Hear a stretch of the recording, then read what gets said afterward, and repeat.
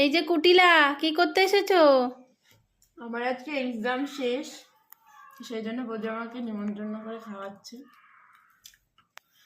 সব থেকে বড় খাবার হচ্ছে আমার কাছে আজকে এটা, বৌদির হাতে স্পেশাল মাছের মাথা দিয়ে লাউ ঘন্ট আর মাটন কষা।